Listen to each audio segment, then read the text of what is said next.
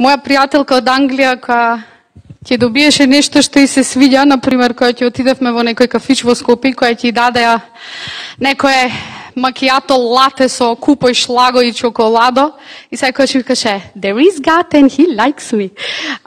Има Бог и јас стварно му се допаѓам него. И мене некако стално Господ ми мести гого да ми е увод пред да проповедам. Така да јас сум, што би рекле Срби, изузетно благословена. Извини, како ти е името? Да? Остани после служба, окей? Добро. Интересното е што ние секогаш очекуваме Господ да зборува или да работи, фала ти Никодемус, баш за време на славење или баш за време на проповед или баш за време на молитва, ама ако е богослужба, тогаш е се инклузив, така? И Господ може да прави и пред и после богослужбата заради тоа. Имам нешто да ти кажам. И ќе се обидам на вистина. Познавајќи вие кои што ме знаете мене, ова е стварно за мене предизвик, ама ќе се обидам стварно да сум кратка. Од една причина заради тоа што надвор е преубав. И не би сакала да ве ограбам од овој преубав ден. Нели, како што наближува и навлегуваме во октомври, пократки ќе ни се тие можности да уживаме во убаво сонце и во убав ветер што носи загаден воздух некаде таму во безводните места и заради тоа. Ама ќе се обидам, нели, пошто мене тоа ми е предизвик. И со Коки секогаш онака кога ги мести на YouTube проповедите, викам колку минути? И 55 вики, крати Коки, колку што можеш повеќе, нешто скрати. И така да, али ќе се обидам. Сега, кога ја пеевме последнава песна, дојде Исус и биди наш цар, не дека Исус не е наш цар во нашите срца, ама често пати се случува нашите ставови, нашите размислувања, нашиот начин на гледање на работите, како христијани, да се противат на неговата царштина. Односно, тој сака да царува во нашите мисли, ама заради тоа што ние сме одредиле, ама јас сум ваков, јас сега вака размислувам и правиме пречка Исус да не биде цар. И јас верувам дека тоа е причината зошто тој што ја напишал таа песна бил така инспириран. Не дека Исус не е царува во нашите срца или не е наш Господ, ама често пати во тој процес на промена, Господ тропа на вратата од нашите срца и бара да му отвориме. И ние тој стих од Откровение 3.20 го употребуваме за неверници, луѓе кои што никош не го чуле Исус или не знаат за Исус. Ама тој стих е за црквата, која што декларира дека го знае. Исус вика, сега ти стојам пред врата, ако ми отвориш ќе влезам. Значи има работи во нашиот живот кои што како христијани Бог вика, ајде да вечераме заедно, па да се подружиме малку, па да ти кажам една дума, две, па некако поинаку да гледаш на работите. Така да, верувам дека ова денес, што сакам да го споделаме токму во таја насока, што би рекол еден наш брат, и инспирацијата добив додека бев на работа 24-ка дежурна, и са кликна идеја како мисла, и са во овие 22 години христијански живот сум чула јас многу проповеди за тој стих. И првата реакција што ми беше пред Господ, му велам, јас не сакам да проповедам врз основа на овој стих како реакција на страв или на притисокот што моментално постои глобално. Сега може да се чудите кој е тој стих, сега ќе ви кажам. Иначе, вака ќе свртиме по чаршија околу Тимотеј и после низ чаршијата, вака низ тој круг околу чаршија, ќе свратиме до евреите и пак ќе се вратиме кај Тимотеј. Така да, 2 Тимотеј 1.7. Сега вака не ви звучи познато, ама кој ќе го видите. Зашто Бог не ни даде дух на страшливост, туку дух на сила, љубов и воздржливост. Сега, за овие 22 години јас се изнаслушав проповеди кои што овој стих го извадиле од контекст и го ставиле во доктрината за огромниот страв за последните времиња што ја чекаат црквата. И тешко нас. Леле, само Господе ти да не сочуваш. Леле. Зашто Господ не ни даде дух на страшливост. Леле. Но, ме слушнавте многу пати до сега, како сум го кажал ова, и пак ќе ме слушате одново и одново.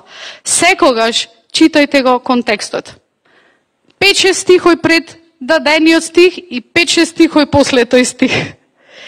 Заради тоа, за да ја видите целовитоста на Павловата мисла, нели, пошто ова е писмо на Павле до Тимотеј. И сега, јас по принцип, значи, не сум човек кој што проповеда заради реакција на страв. Мене ми се случило често пати да ми се јават дома и да ми кажат: леле, таа жена доби диагноза за карцином. Те молам сега да се молиме. Ја викам: окей, добро, фала ти што ми кажа. Јас спуштам слушалка и барам на телевизија најсмешни видеоинсерти, за да се насмеам и да не мислам на тоа што го слушнав. Не дека не ми е гајле, не дека немам сочувство, туку не сакам душата моја под притисок на страв да ми биде инспирација во молитвите. И мене ми се случува јас за таа жена или за таков случај да се молам следниот ден. Кога сум стишана во Божјото присуство и кога мојата душа не вришти во страв пред Господ, за јас да можам да ја слушнам неговата инспирација и да се молам, молитва инспирирана од Светиот Дух, дури со неискажливи воздишки. А не од страв: леле, ојде фира женава, оф. И тоа е во ред, дури кога така сме се молиле, ништо страшно, Бог е татко и тој не учи како негови деца. Но, и заради тоа, кога го слушнав Светиот Дух за овој стих, првата помисла ми беше: леле, сега што, јас ли во однос на ситуацијава во светов или престојните настани што би се десиле, леле. И Светиот Дух ми вика: не, смири се, јас ќе ти зборувам зашто сакам да зборуваш. Така да верувам дека ова е инспирација од Светиот Дух и ќе ни послужи. Сега, кој е контекстот на овој стих? Извинете, морам да ставам окалки.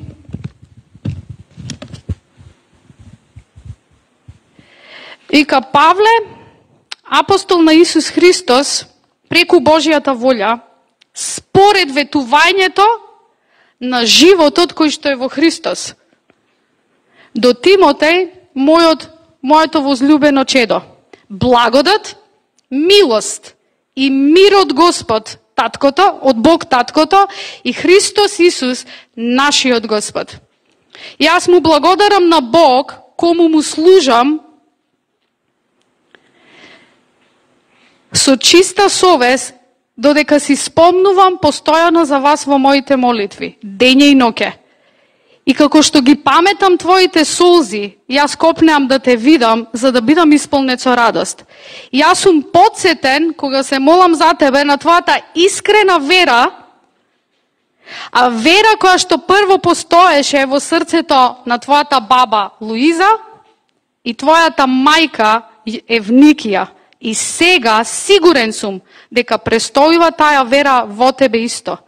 И за од таа причина јас сега те подсетувам да го разгоруваш Божиот дар, кој што е во тебе преку полагање на раце, и сега еве го контекстот. Зошто Бог не ни даде дух на страшливост. Не е контекстот за не знам какви страшни времиња за црквата, и не знам што. Контекстот е пофалба на искрената вера на Тимотеј, која што преку примерот на мајка му и на баба му, врз основа на нивното откровение за благодата на Господ, почнал тој да гради. Замислете нашите млади во црква на што ќе градат. Ако ова црква е бомбардирана со откровенија за Божјата благодат, можете да замислите што ќе се случи за 10 години, за 5. Исто како што се случило тука. Сега, има прогресивен процес. Разгорувај го Божиот дар. И са, каде би се вклопил дарот, ако Павле алудира на нешто дека страшно ќе се случува на црквата, во време на бегство не ти треба дар, ти треба само излез. Меѓутоа, Павле тука зборува за нешто друго. Затоа секогаш потенцирам и нагласувам, читајте го контекстот на тој текст, за да не биде сам изваден и врз основа на него, кој што е прекрасен силен стих, да се алудира на нешто кое што луѓето, наместо да бидат утешени, ќе бидат врзани во робство на страв. Наместо во робството на Христос. Тоа е позитивно робство. Да не ме сватите погрешно. Сега. И се продолжува Павле, нели, да го фали Тимотеј и да му објаснува, и цело време е пофалба на верата и на благодата во животот на Тимотеј. И знаете до кој стих сега, до кое упатство доаѓа Павле? 2 Тимотеј 1:14. Чувај го доброто што ти беше доверено тебе преку силата на Светиот Дух кој што престојува во тебе. Запази го доброто што ти е доверено преку Светиот Дух кој живее во нас. Гледајте го контекстот, зашто Бог не ни даде дух на на страшливост, туку сила, љубов. И сам оригиналниот грчки збор е здрав разум. Или само контрола. Многу интересна врска помеѓу здрав разум и само контрола. Плодот на духот го вклучува моментот на само контрола, која што па доведува до здрав разум. Односно, грчкиот збор алудира соодветно однесување кое што Господ вели, ова ми се допаја како се однесуваш насред оваа ситуација. Тоа е здрав разум и само контрола. И са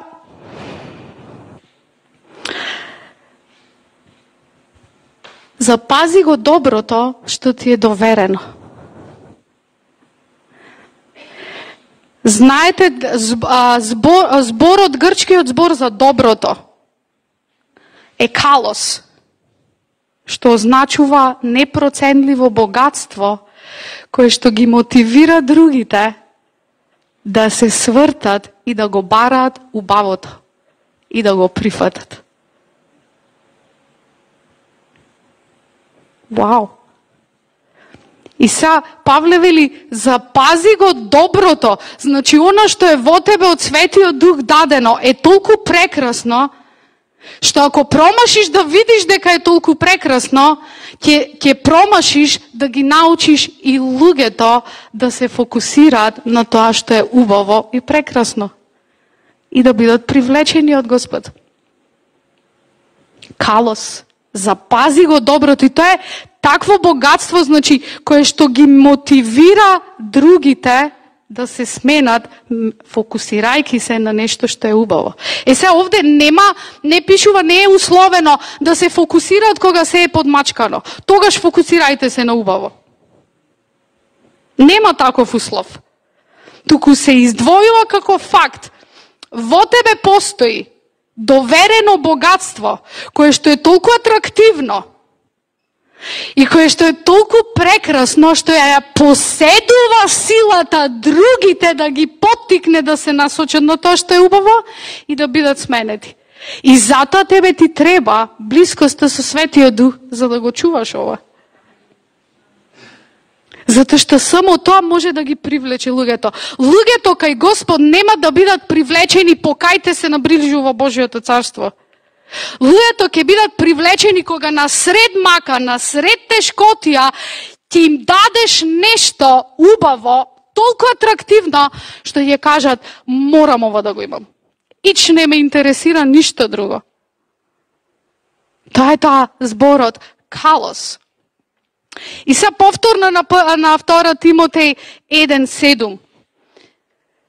Зашто Бог не ни даде дух на страшливост, туку дух на сила, љубов и нели воздржливост или самоконтрола или здрав разум. И се видите, некои преводи, поготово нашиот, за жал, има некои фалинки фала му на Господ што го имаме, па нели, да ни е достапен, но ако Исус веќе го каниме да ни биде цар, тогаш ајде да дозволиме да научиме нешто плюс. Надвор од тоа што ни е сервирано. И сега вели, Бог не ни даде дух на страв. Во суштина зборот е кукавичлук, кој што не е поврзан со ситуации на притисок од страв. Нели она, пошто овој стих секојаш јас сум го слушала во проповед, ако некој на работа те предизвикува дека веруваш во Христос и ти ако се откажиш или ако не кажеш дека одиш во црква, готово. Нема врска. Кукавичлукот може да биде и кога ти и јас не сакаме да преземеме чекори на вера. Без никаков притисок од страв. Едноставно не одбиваме да влеземе во сезона на промени или нова сезона надвор од удобното.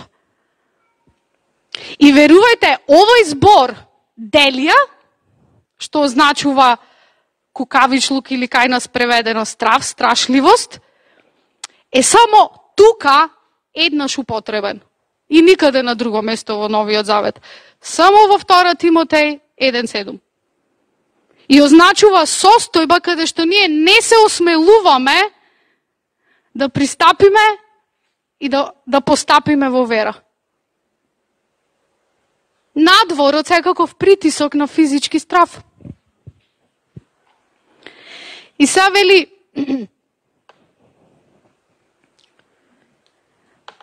само контрола или здрав разум. Доаѓа од грчкиот збор софронос, кој што значи умерен во своите постапки. Не полжав, безрбетник, кој што, кај што дува ветерот, таму се врти. Не. Туку во Божи очи умерен, ама со сила Божја. Софронос. И знаете, тие два збора, софо и фронос, во суштина се основа за зборот диафрагма. Затоа што фронос означува нешто што одржува во живот. Диафрагмата е таја која што донесува баланс помеѓу нашето дишење и работата на срцето. Гледате го Господ кај е вткаен. А софо доаѓа од грчкиот збор соос, што значи да бидеш заштитен. Гледайте го Господ колку е длабок. Секаде е вткаен, па дури во биологијата и во медицината. Не можеш да му избегаш, толку е добар. Затоа е вечна инспирација, бидејќи таков е кој што е се опфатен и сака да ти го опфати животот. И да бидеш постојано во таа негова инспирација. И сега, понекогаш, овие, значи, стихојве како 1 Тимотеј 1:7 и 2 Тимотеј 1:7 и 2 Тимотеј 1:14 се толку извадени од контекст. И за жал, сме промашиле да им ја видиме силата која што може да ја донесат во нашите животи. Затоа што сме ги сместиле во категорија, ова се стихови за последните времења. И многу е убаво кога вака имаме можност, нели истражувајќи го Божиот збор, да се ослониме на нешто што е вистинско. И бидејќи ова не е само бекап софтвер за еден ден која ќе не снајде состојба на голем страв, па тогаш ние да се подсетиме зашто Господ не ни даде дух на страшливост, туку дух на сила и здрав разум. Тогаш да се подсетиме. Не. Ова е инспирација за секој ден. За секој ден. Бидејќи, како што пееше Зоц, со радост исполни се и дај радост на слабите. Затоа што во суштина тоа е причината зашто сме на оваа земја. Луѓето да видат дека има некој што е на нивна страна. Да видат некој кој што е добар спрема нив. Кој што е добар.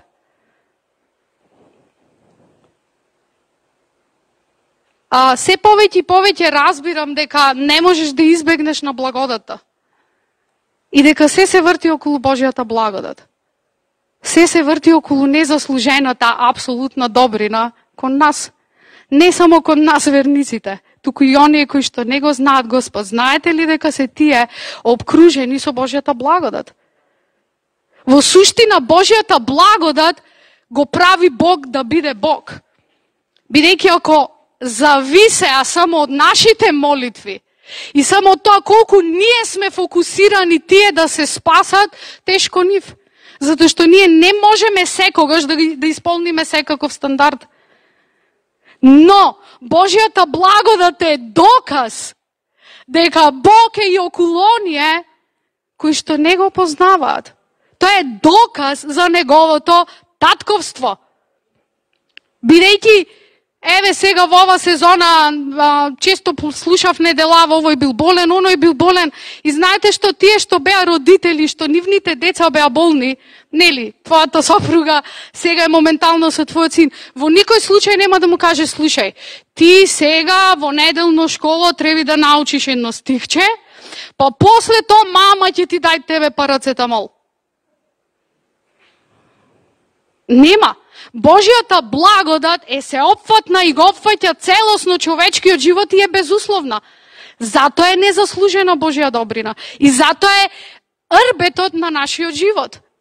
И овие стихови се доказ каков е Бог полн со благодат. Затоа што сега да отидете кај Даре дома, Мими во никој случај не го условува малиот Андреј за нешто плюс, за тој да оздрави. Ова е само мала, штура, сиромашна аналогија во споредба со тоа каков е Бог во карактер. Бидејќи таков е, се опфатене и се присутене и не можеме ние да се осмелиме да кажеме не, тој тамо не е обратен, глеј го каков живот, ма каква благодат, тој треба прво да се покај. За мене најстрашно нешто беше што пред 3 години од луѓе, браќа и сестри верници, слушнав дека кога отишле да се молат за некој болен во болница, му кажале прво треба да го примиш Христос ако сакаш да оздравиш. За мене тоа беше погубно. Не можеш ти така да ги условуваш луѓето. Тоа не е благодат.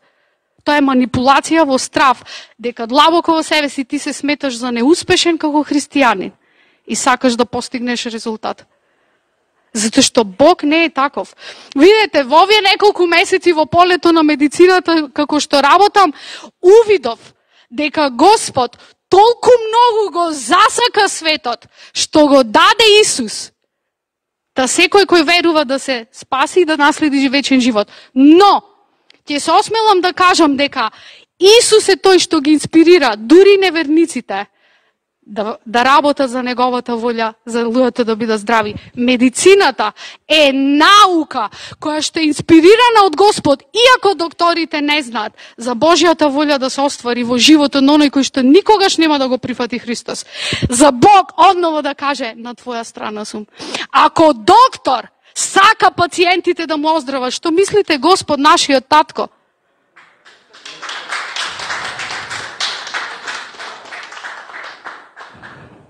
Ова не лоша страна од профилот да се сврта, да не ме промашат луѓето и дека сум Виолет.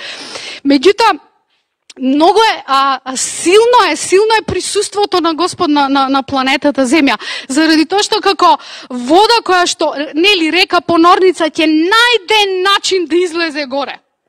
Или ќе на работа, за жал имаме осило, нели, полно оси, и џоа го затворија, видете, осите преку стиропор со малтер, го ископаја и пак најдоа начин. Ако оса, која што нема грам интелект, наоѓа начин, што мислите, Господ нема ли да најде начин да дојде до срцето дури и на најкоравиот неверник? Таков е, таква е Божјата благодат. Таква е Божјата благодат. Ние можеме да се лупаме и да се трудиме зошто Господ е наклонет. Ама ајде да ве слушнам вас, родители, зошто сте наклонети кога вашето дете, иако е неуспешно на школа, вие сакате се да има најдобро. и се да му обезбедите. Сте ја наследиле духовната ДНК на Бог таткото. Иако не сте свесни. Затоа што Исус вика, вие кои што сте зли, знаете како да им давате добри дарови на вашите деца. Колку повеќе вашиот небесен татко. Ако вашето дете ви побара камен, леп, ќе му дадете ли камен? Ако ви побара риба, ќе му дадете ли змија? Нема тука услов. Поправи се, оди библиско школа, да видиме. Не. Зашто Бог не ни даде дух на страшливост, туку сила, љубов и здрав разум. И ние така треба да ги гледаме луѓето околу нас, во таа благодат. И да бидеме смели, да излеземе надвор од удобната зона и да ги гледаме како што Бог ги гледа. Како што зборуваше Душан Береджи Бера. Ама Господе, глеј го, најлош од најлошите. Ама ти гледаш така, ама јас гледам вака. Затоа што секојаш има нешто за кое што ние немаме увид. Или немаме целосен увид. И се повеќе и повеќе сваќам дека најважно нешто е да ја разбираме Божјата благодат. И затоа апостол Петар кажал, расти во Божјата благодат и во познавањето на Господ Исус Христос. Затоа што колку повеќе го запознаваш, толку повеќе љубовта те обзема и ти стануваш свесен дека не можеш да ја задржиш од некого благодата и да го условуваш со нешто. Како што ни мене Господ не ме услови кога ја дојдов кај Него. Господ само се израдува дека ја се вратив кај Него. Има една христијанска песна, вика, ја бев твој, дури кога и многу одамна пред да не бидам твој. Сте ме слушнале, сум го кажала ова многу пати. Ние не станавме Божи деца кога станавме христијани. Ние од секојаш сме биле и секојаш ќе бидеме. Единствената разлика е што Христос и неговата благодат ни ги отвори очите, ние сега да ги видиме привилегиите на неговото синовство во нашиот живот. Тоа е исто како да вашиот татко или мајка е толку богат во Скопје, што ви дава ингеренции да управувате со неговата фирма. Ние од секојаш сме биле деца. Не станавме деца кога дојдовме кај Христос. И затоа Евангелието на добрата вест им ги мати умовите на сите. Пред 2 дена бев на трибина како да се радуваме во време на тешки кризни времиња и онака ми клокотеше во мене онака откровението за татковата љубов. И знаете, кога Господ не се покажал верен во најтешки ситуации? Секогаш бил верен. Секогаш бил верен. Секогаш. Секогаш. Секогаш. И ова ќе помине. И се, Андрејче, еве уште еден стих кој што е, ајде да не кажам злоупотребен, ама исцитиран во погрешна конотација или надвор од контекст. Реков дека ќе свртиме на ќошот кај евреите, Евреи 10:39. Но ние не сме од оние кои се повлекуваат за погибел, туку од оние кои имаат вера за зачувување на душите. Оно што го имам слушнато во проповеди е дека овој збор тука за чувување на душите во суштина кај нас е преведен во конотација за губење на спасението. И тоа е страшно. Страшно е христијанин да живее под постојан притисок дека ако нешто пострашно се случи можно е да го изгуби спасението ако подклекне. Контекстот е сосема друг. Сосема друг. Заради тоа што контекстот на овој стих е параболата на Исус за семето паднато помеѓу трње. Знаете, трњето не расте на песок. Трњето не расте на глина. Трњето не расте на камена почва. Трњето расте на многу плодна почва. Затоа што се храни од сите хранливи материи на таа плодна почва. И затоа семето паднато помеѓу трње бива задушено. И во суштина контекстот на овој стих е, слушај, отвори се Исус да биде твој цар дури кога се противи на оно што ти сега го знаеш. За не само да екзистираш, туку на вистина да ја сочуваш благосостојбата што Бог ти ја ветува за овој живот. Тоа е контекстот на овој стих. Не е за крајните времиња. Заборајте го тој момент. Контекстот на овој стих е зачувување на душите, односно да ти дојдеш во состојба на благосостојба. Затоа што старите наши рекле, секогаш од убо имат по-убо. Сум ја изнаслушала таа изјава, како беше поможе секогаш подобро. Во позитивна конотација, балансирана, тоа е така и тоа е контекстот на овој стих. Дека нашата цел е ние да ја сочуваме таа благосостојба, оно што го кажа од 1 Коринчани 2:9, што око не видело, што уво не чуло, што срце не замислило, тоа Бог го спремил за оние што го љубат. И тоа е за на планетава Земја, не за еден ден кога ќе отидеме во рај. Затоа што јас пред 22 години ниту го љубев Господ, ниту бев свесна за неговата љубов. Не знаев ни шо е надеж. Моите очи не знаја да видат што е убавина. И сега го живеам тој стих. Зошто? Заради таа Божја благодат која што ти ги отворат очите дека ваквите стихој не се ти да се зграбчиш како пијан за плот и да ги чуваш, не дај Боже само да не паднам од верата, само да не паднам од верата. Не. Туку ова се стихој на некој начин Господ да ти каже, слушај, заврши средна школа. Имам финансии, сакам да те финансирам на факултет. И кога ќе завршиш факултет, сакам да ти го финансирам мастерот. И сакам да ти го финансирам докторатот. И сакам да те видам како успеваш и се пробиваш во оно што ти е дар. Разговорувај го Божиот дар. Значи, во конотација на тоа е овој стих. И се сеќавате на почетокот, нели реков, Библијата секогаш треба да се чита во контекст. Знаете дека Библијата оригинално нема поглавја и стихови, туку се писма. Знаете, после овој стих во писмото што напишал писателот, дискутабилно е дали бил Павле, се претпоставува дека е Аполос, заради стилот на пишување. Евреи 11:1, најцитираниот стих на планетава Земја. А верата е тврда увереност во она на која се надеваме и осведочување за нештата што не се гледаат. И ние мислиме овој стих е за во рајот. Тогаш ќе видиме све. Не. Божјата надеж е гориво за Божјата вера за действување сега. Затоа што пишува, еве кај нас е промашено, во оригиналниот текст е сега верата е. Кога? Сега.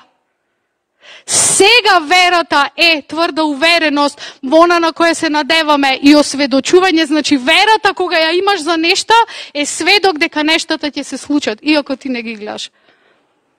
Нешта на кои што се надеваме. Надежта во Господ не разочарува, затоа е силна. И не нашата млака, оптимистичка манифестација на надежта. Се надевам дека ќе положиш утре. Не се работи за таква надеж. Се работи за Божјата надеж, која што ти вика, ти дадов дух, не на страшливост, туку на сила, на љубов и на здрав разум, да почнеш да сонуваш многу повеќе и да почнеш да се надеваш за многу повеќе. Затоа ти дадов дух, не на страшливост. Да се осмелиш, да не се плашиш и да вервиш за поголеми работи. Затоа сега верата е тврда.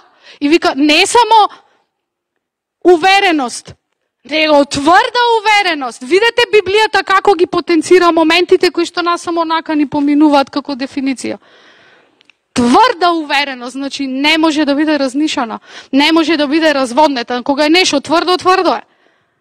Не може да биде растворено, тврдо е. Тврда увереност и тоа за Божјата надеж што прави. И сега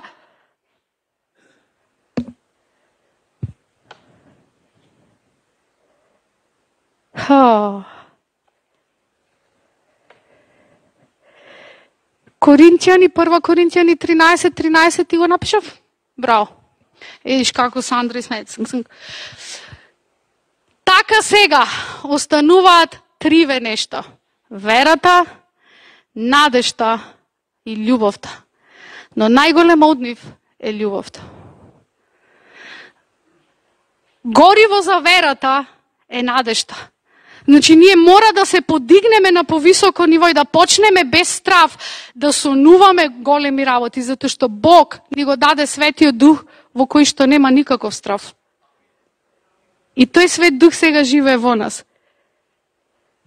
Замислете Светиот Дух да му кажеше на Бог таткото: ова воскреснување во на Исус, не знам како ќе го изведам. Егако, коски извитоперени, мускули, ткива раскинати. Како ќе го изведам? Во Светиот Дух нема страф. И сад тој Свет Дух живее во нас. И е Дух кој што не дава страф.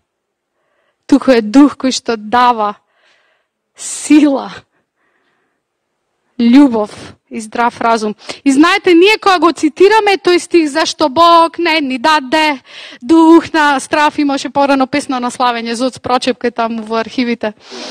И некако само се фокусираме, не ни даде дух на страшливост и ни даде воздржливост или здрав разум, да се одржиме некако. И го промашвиме некако низ пукнати падвит зборот сила. Дух на сила. Знаете кој е грчкиот збор? Дунамис. Сила која што дава живот. Од таму се зборовите динамика. Динамо. И тоа е името за Светиот Дух. Пнеума дунамис. И сега Бог ти вика, јас ти го дадов Светиот Дух, кој што е дух не на страф, туку на сила, љубов и воздржливост. И ние се фокусираме на агапето, да ги љубиме сите луѓе, се фокусираме на здрав разум, да се одржиме, да не паднеме од верата, а дунамисот, силата која што дава живот за секој кој што ќе дојде во допир со нас, се губи. Заради тоа што контекстот е погрешен. А контекстот е верата и љубовта и благодата. Затоа што секое писмо на Павле почнува благодат и мир тебе. Така да се охрабриме, заради тоа што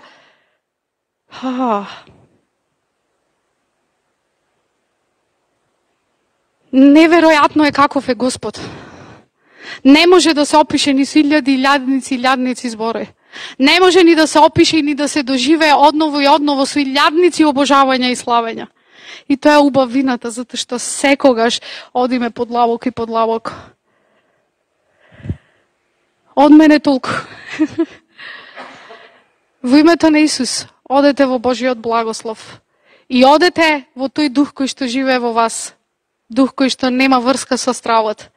И осмелете се да верувате за многу големи работи во Господ.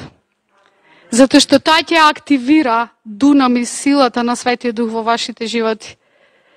Знаете, кога земјата беше пуста и празна, само водата беше, така? И Духот Свети лепдеше над водата. И што чекаше? Бог да проговори за Светиот Дух да креира. Нашето тело е 90% вода. Нашиот мозок е 90% вода. Кај живее Светиот Дух? Во нашите физички тела. Чека, лепди над водите и чека на нас да бидеме инспирирани во надеж. Светиот Дух. Амен.